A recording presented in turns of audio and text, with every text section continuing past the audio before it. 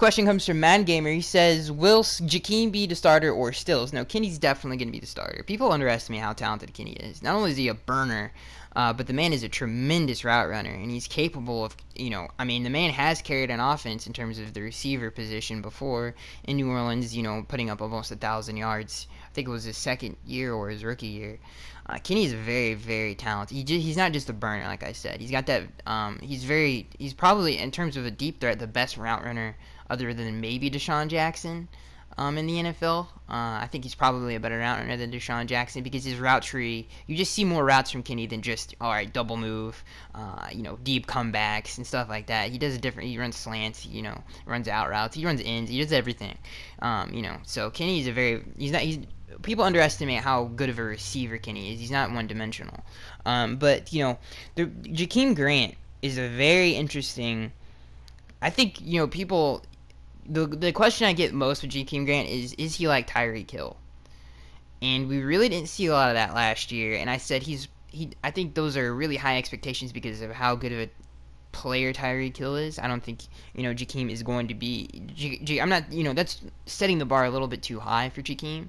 I think maybe he can reach it, maybe he can't, but he does have the talent to do similar things that Tyreek does. It does. So, what we saw from the last 2 weeks of the preseason when everybody was, the coaching staff came together and was like, listen, we try to play him in the slot because of his size. He's not strong enough to get off press. He's not physical or strong enough to block. He's just not strong enough to be a slot receiver. They're like, all right, let's switch him back to his natural position on the outside, even though we don't need an outside receiver.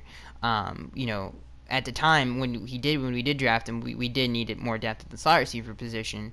But since we were, now that we finally put him back in his natural position, and we got a totally different player. We just got an absolutely different player. Totally different. Jakeem dominated the competition throughout preseason. He definitely has earned the position to start. He would start on many other NFL teams, but this team in particular, our team, is so talented, it's just not going to happen. But Jakeem is going to have a huge impact this season. I think you can look for him to be way more involved in the game plan than he was a year ago. You can look for him to do similar things to what the Chiefs do with to Tyreek Hill, and some of the things that they do with deep shots. It's going to be very, very exciting because he is definitely going to get more involved into the game plan. You're going to see more of Jakeem because of his production in preseason and how much success he's had on the outside. So I would get very, very, very excited for another explosive weapon on this Miami Dolphins offense. This question comes from Noah Nick Sports 1. He says, can Jay Cutler have an unstoppable connection with Devontae Parker? Absolutely. I mean, from everything that we saw of preseason, for a lot of different reasons. One, Jay is used to throwing to that kind of a receiver. Obviously, his whole career, he's had that type of receiver, except his early years in Chicago, he didn't. He had Brandon Marshall his later years in Chicago, and Alshon Jeffrey his later years in Chicago, and early on in his career, obviously, Brandon Marshall he had. So he's used to throwing to that type of a receiver, and obviously he's right away has great chemistry with that. And Jay Cutler, say what you want about Jay Cutler, but he's always had a good deep ball. That's what I mean. Obviously, you hear that all the time with Jay. He's got this great arm. He's always had a great deep ball. I mean, when you look at most of his highlights throughout his career, or you just watch tape of him, you don't even have to watch highlights.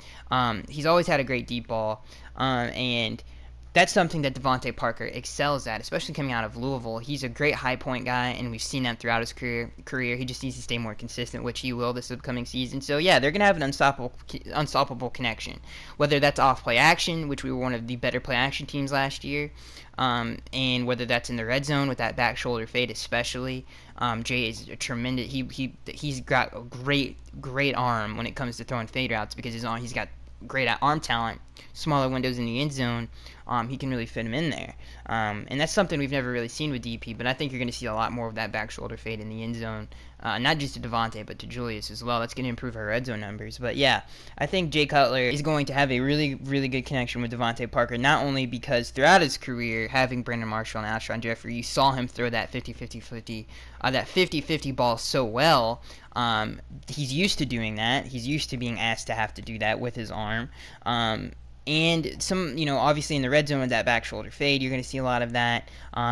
Just a lot of different things with Devontae Parker. I think they had great chemistry out, and you saw that in the preseason against the Eagles. So, yeah, I think they're going to have a great connection. Some other things to say there, like you see a lot of people saying, well, throughout Jay's career, he likes to stare down his receivers. He likes to force the ball to his best receiver.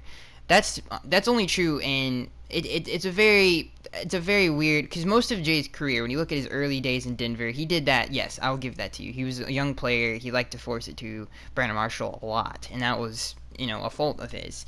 You go through his early career in Chicago, he didn't have that kind of a receiver. The offense was a very run-heavy offense, very, distribute the football. They didn't have a really good receiver on that offense. The defense really carried that football team to that NFC Championship, and Jay really just tried to, not get in their way, not make it hard on their defense. Then you go to his, well, basically what I mean by that is he didn't do that that year in Chicago. Then you go to when he got Alshon and he got Brandon Marshall, which was his later years. The year that they went 10-6 was by far the best year that they had with Matt Forte, and that's because they all stayed healthy. He didn't do that year. Then you go to his years in Chicago with Adam. He didn't force the ball to his best receiver. Partly, obviously, they didn't really have B. Marsh or Alshon. They didn't have Brandon Marshall that year, and Alshon was hurt. So Jay has a history of doing that when he only has one of them. When you only have Alshon on your team, obviously you don't have a lot of pieces to throw to. Of course, you're going to force the ball to your best receiver in key downs because you don't have anybody else. But when you look at our offense and how talented they are, he doesn't have to do that. He doesn't have to force the football. So those are some things that you're going to see. Obviously, like I brought up earlier, in the red zone with that back shoulder fade, in the play action game, you're definitely going to see it. And just the 50-50 ball in general, he's so good at throwing. So yeah, you're going to see a tremendous connection with Devontae Parker this upcoming season. This question comes from Mikhail Hansen. He says, how do you think our offensive line will do this year? I think it's going to do pretty well. It's very important that they stay healthy. If they stay healthy, we're going to be a very, very good offensive line and a very good unit. I think we're definitely more talented than most of the teams in the NFL up front, especially counting the 4 out of the 5. Obviously, Ted Larson's not going to be there for a while. But I think Anthony Snead and Ted Larson are pretty close in terms of the talent pool. They're not very far off.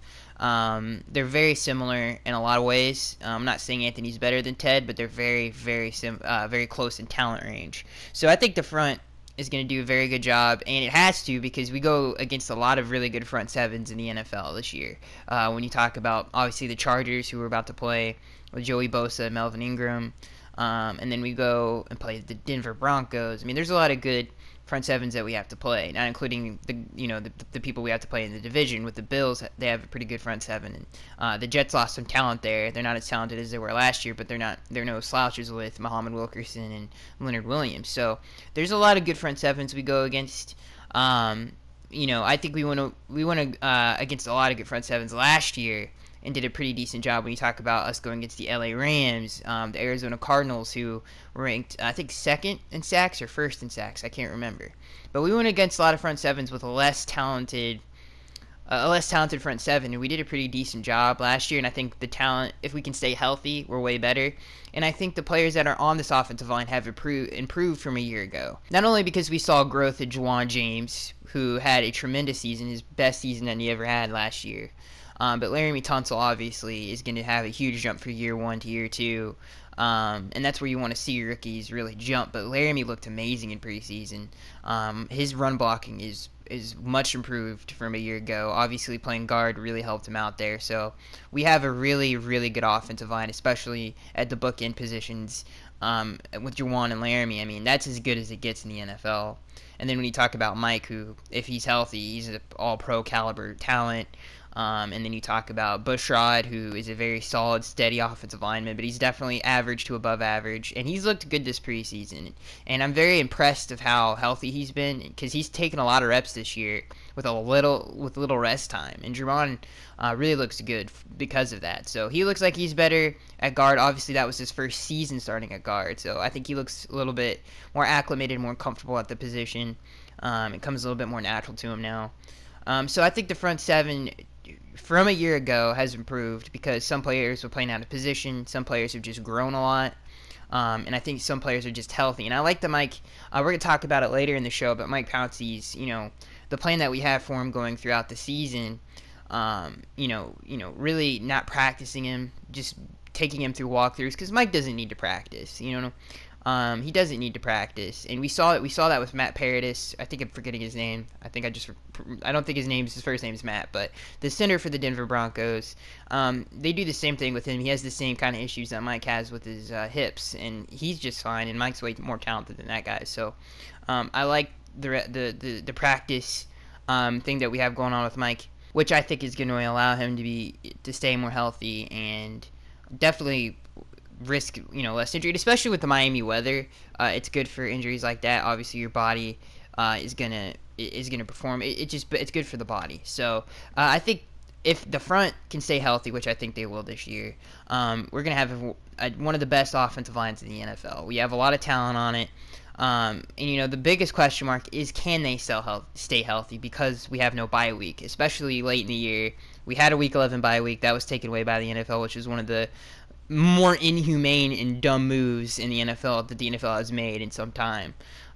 So that's going to be tough. I honestly doubt when we hit Week 11, it's going to be difficult to keep all of those guys healthy. But if they could stay healthy for a good majority of the season, we'll be fine. I think the offensive line is going to have a better year than they did last year. So yeah, because they didn't stay healthy last year. I mean, Brandon was in and out of the lineup. Laramie was in and out of the lineup. Mike missed basically the entire season. So I think they're definitely gonna have a better year than they did last year. This question comes from the Dill Pickle. How does this team recover from losing its bye week? What can we do to make this not as bad? There's nothing really you can do. I mean, to be honest, we got lucky with our bye week. We got it in the perfect spot. Resting up before you really have to get on to that playoff run, especially late November through December. And not having that late in the season when you're beat up and tired, you can't recover from injuries. It's tough, man. I mean, it's tough. There's nothing you can do to fix it. There's really nothing you can do. You can't do a pitch count in the NFL. That gets you. I guess you could pick and choose what games you want to do that in with certain players. But that's not an ideal situation, either. When you look at the schedule where we would have had the Week 11 bye week, we're coming off of I think a Monday night game, 8:30 against the Raiders. Then we would have had our bye week, and then we would have played. No. Excuse me. We would have played the Panthers. Then we would have went into our bye week, which is another 8:30 game, late game, Monday Night Football against the Panthers. We would have went into our bye week, and then we would have played the New England Patriots. Then we would have played the Broncos. Then we played the Patriots. Then it's the Bills. Then it's the Chiefs. Then it's the Bills again. So now that we don't have that bye week, it's going to be Panthers, Buccaneers. So no break. It would be, Panthers, instead of a bye week, we have the Buccaneers, Patriots, Broncos, Patriots, Bills, Chiefs, Bills. I don't care who you have to play after that bye week. It really doesn't matter. It's still tough, because the team, hopefully Adam figures out a way. I mean, I guess, I just don't see, there's really no way to do it. But there's just really no way to do it. I mean, like I said, you really can't do a pitch count in the NFL. I mean, you have to really pick and choose your games to do that, and what positions you do that with that's just tough. So it's going to be very important that the team figures out a way to stay its healthiest and its most rested, because there's nothing you really can do. It's a terrible situation to be in. It's just a terrible situation to be in. I mean, I don't know how you stay healthy that many games in a row. It's very, very tough. It's very, very tough. In the NFL, there's no other way to slice it. It's just going to be a very tough situation to be in. Especially the most important thing is your line, not just the offensive line, but the defensive line. Like, the lines it's obviously the most grueling, most physical position to play, and to have to play it that many weeks in a row without any rest, especially late in November and early in December, that's tough to stay healthy, man. So hopefully we can. The main thing I can say is hopefully we can stay healthy on the defensive line and the offensive line. I'm not really as worried about the skill positions. The running backs are a question mark. That's another very physically demanding position, especially since Jay is the vocal point of our offense. It's going to be interesting to see how we change that up, because we can't do that for that many weeks in a row. So maybe we can again figure out a pitch count thing. We can do that with the running backs because we're deep there. But with the lines, I mean, I don't know how you do that. With the defensive line it's easier, but with the offensive line it's not. So that's going to be tough. The good thing is we get Ted Larson back week 8.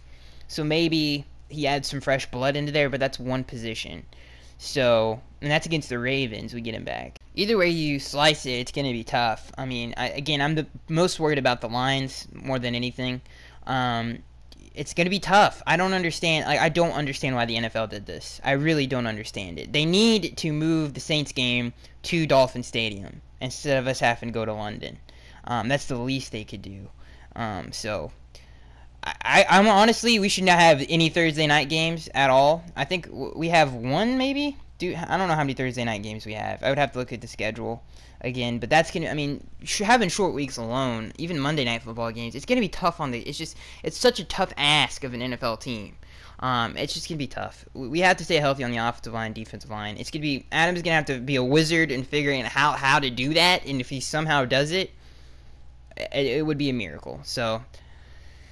Oh, it's going to be tough. This question comes from Ronald. He says, what would your plan for Mike Pouncey now be, Skaggs? Without the Week 11 bye to rest, what would you have him sit even if he's healthy in some games and go with either Steen or Brendel just to make sure he remains healthy? I think the only way that would be feasible would be after Week 8 when we get Larson back, because I don't want Brendel and Steen starting at the same time. I think that really, really diminishes the talent of the offensive line.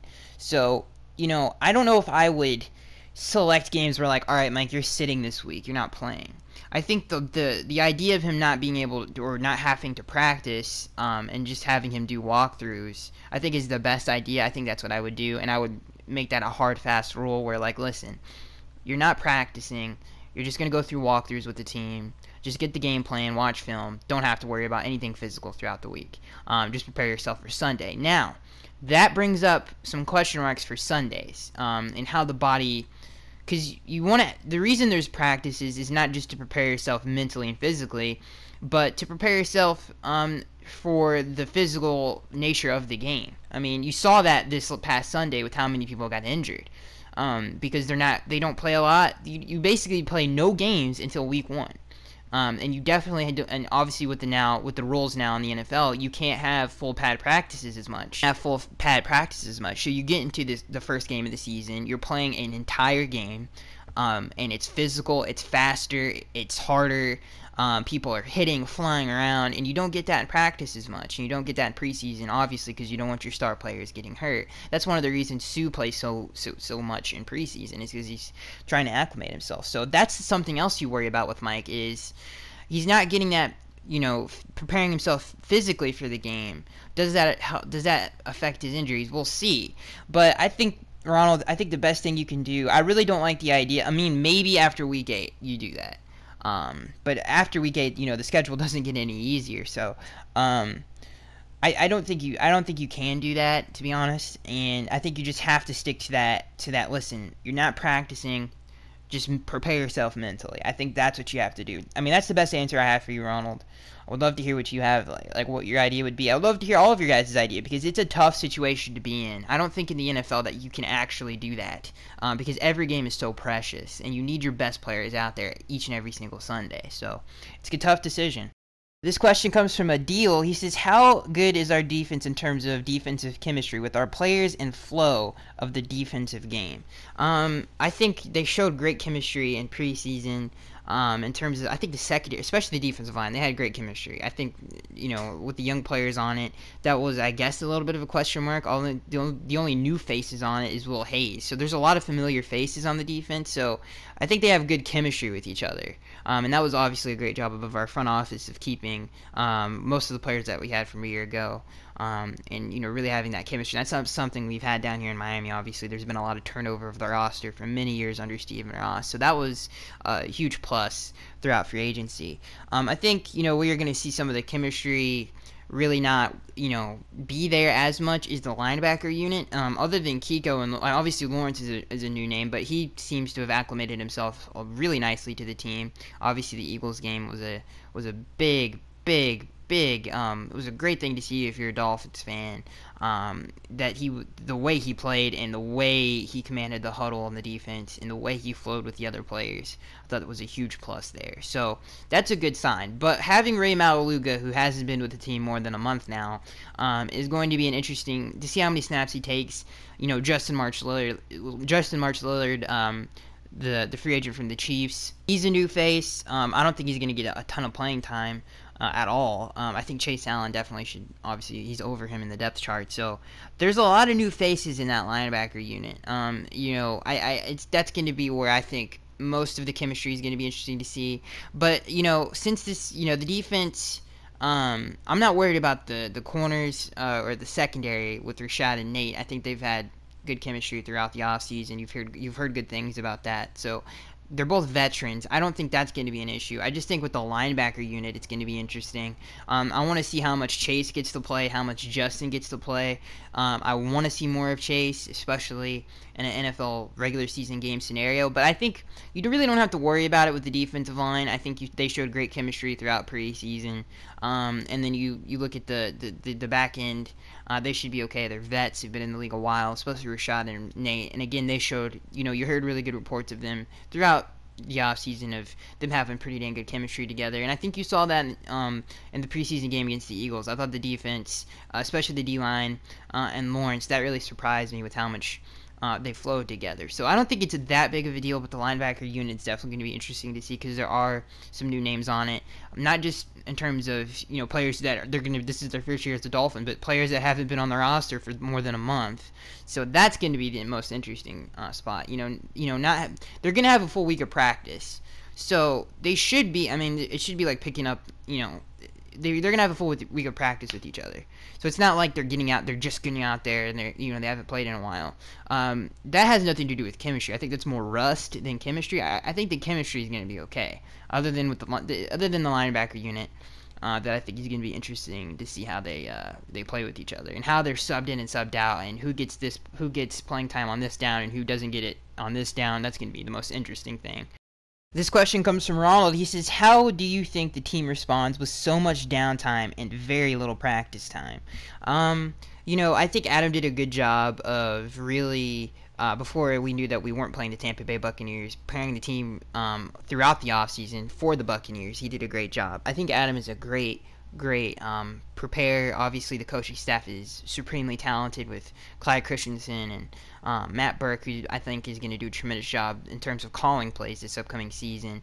So the coaching staff is really talented, and they know how to prepare their football team. So I think that the extra week to prepare for the Chargers is just only going to benefit us, and the fact that we flew up there so early to get acclimated to the time zones, which does affect football teams, believe it or not. Obviously, that's why London is such a hard game to play, is because you're so tired. I think giving Adam Gase basically 2 weeks to prepare for the Chargers, I think is only going to help the football team. I think them not being able to practice is fine. I think Adam really getting the game plan ready for at least 2 weeks to get the game plan ready. It's going to be great for Adam. You definitely don't want to give a coach of his caliber an extra week to prepare for a football team, because Adam is obviously, the man. The way he calls games, it's almost second to none. He's up there with Andy Reid's of the world in terms of calling games offensively. So, I think giving him an extra week to prepare is going to only benefit the team. I think, the fact that they haven't been able to practice as much, but giving them a full week to practice with the extra time to prepare that Adam had, I think I think we'll be fine. I don't think it's going to hurt us that much. I think Adam is going to have this on lockdown. I think Clyde and Matt, they're all going to have great game plans. They're going to prepare the football team.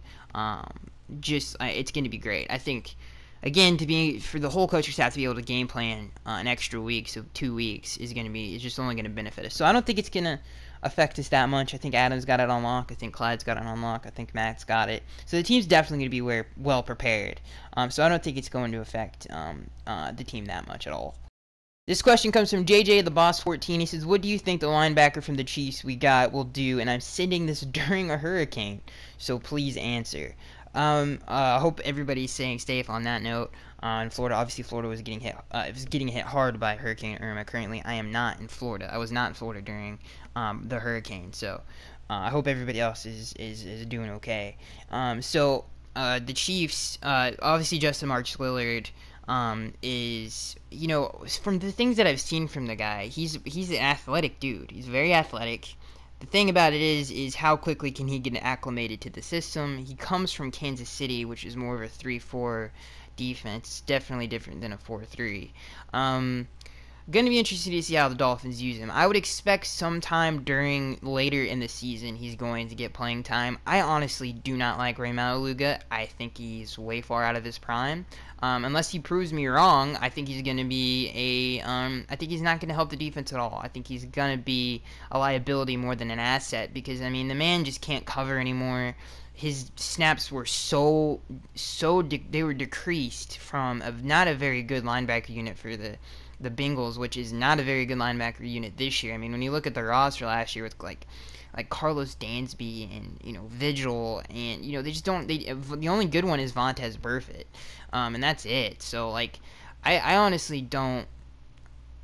I just don't like Rey Maualuga. I think again he's going to be more of a liability. So I think some of these young players need to get a chance to play. I think Justin Lillard, his ability is way greater than Ray. Ray just has experience over him, and Chase Allen, who had a tremendous preseason, does the same thing that we're gonna ask Ray to do. We're not asking Ray to cover. We're just asking him to dominate the tackle box. So, I think the question is, what do you think from the linebacker for the Chiefs will do? I think, again, later in the season, you're going to see more of them. It's either going to be Chase or Justin. I think it's more likely going to be Chase, but, Justin is a better coverage guy. He's more athletic. He's a big dude. He's physical in between the tackles.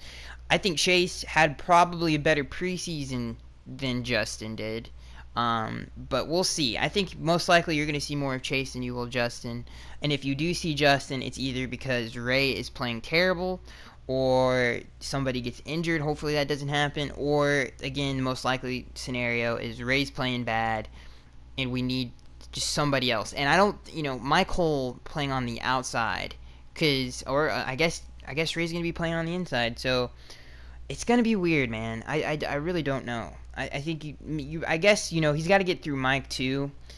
But I don't know. I would say, again, I think it would have to do with injuries or poor play that you'll see more of Justin. Maybe you'll see him more in the nickel package because of his athleticism. I don't know. We'll see. I think you'll see him, but I do think at some point you will see him more. But I think what he brings to the table, he's athletic. You might see him again. You might see more of an obvious coverage downs. The Dolphins might use him in those situations. So I think that's where you'll probably see him if he does get on the football field. This question comes from This is Patrick. He says, will Miami's schedule be further affected by Hurricane Irma? Yes. I think there's rumors that we're going to be practicing in Virginia. So it's going to be interesting to see what all happens. But the stadium was hit hard. I know that. I know the landscaping around the stadium is just utterly destroyed at this point in time. Going to be interesting to see where the turf is going to be. We've had turf issues in the past. We had it in preseason. It's going to be interesting to see where the stadium's at. And the practice facility, I think, was just blown away. So that's going to be interesting to see that whole scenario. Where are we going to practice? Hopefully things aren't as bad as they are. And plus, since we have so many road games, we have this entire week. Hurricane Irma is almost over. It's almost out of Florida. Hopefully we can start rebuilding as quickly as possible, and getting everything ready for the return home. And hopefully they move. If they don't move the Saints game they give us our home game back, then it's definitely going to be ready by the time we get back. But practicing is going to be very interesting to see where we practice. I think we're definitely not going to practice. I don't know. Hopefully the practice facility is ready by the time the Chargers game is over, because obviously we're practicing in California. But if it's not, then I know we're going to practice somewhere in Virginia. So yeah, it's definitely going to be affected. The schedule. Hopefully they move the Saints game back home to Miami, so we don't have to go to London. I doubt that will happen. The NFL sucks, and Roger's an idiot. So I don't know. I think I would say yes, it probably will be. I think our home opener is not against the Jets, right? We go to MetLife the second. I could be wrong about the third game of the season, but I'm pretty sure we go to MetLife. Or maybe I'm wrong about that. Maybe that is our home opener. I'm not 100% sure about that. I would have to look at the schedule. I'm kind of confused on that right now. You guys are going to have to let me know. But if that's not the case, if we don't open if that's not our home opener, and our home opener is technically against the Saints, hopefully they bring that back home, then the stadium should be ready. I would think it would be ready by then. So, yeah, but I do think it will be affected for the foreseeable future, or the recent the most, for the foreseeable future until I think maybe, again, I think it should be ready if that is our home opener. I would have to look at the schedule again. I'm confused about when we play the Jets at home for some reason. But let me know. Let me know about it. But I would say, yeah, Patrick, I think it definitely will be. So that is it, guys. I'm Skag1383. Let me know what you guys think about this whole situation in Florida. Please stay safe. I hope you guys are all staying safe during Hurricane Irma. I hope you all guys did stay safe. I mean, I know you guys you're still getting hit hard by the storm at this point in time. And let me know what you guys think about some of these questions. And I am Skag1383, and I'll see you guys in the next one.